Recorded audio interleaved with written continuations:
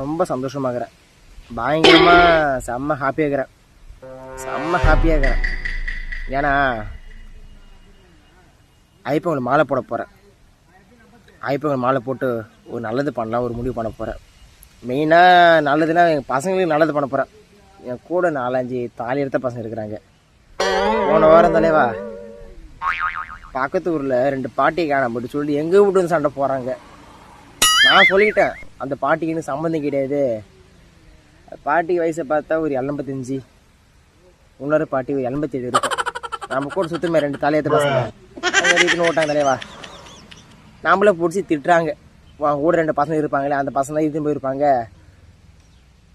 85 வயசு இருக்கும். எதுபடி கேஸ் தர போகிறாங்க? ஈத்தனை இதுமே என்ன அறைய போன ஈத்தனை போனால் புண்ணியம் உண்டு. புண்ணியம் இல்லாத ஈத்தனை போய் சொல்லத்து ஒன்றும் இல்லை.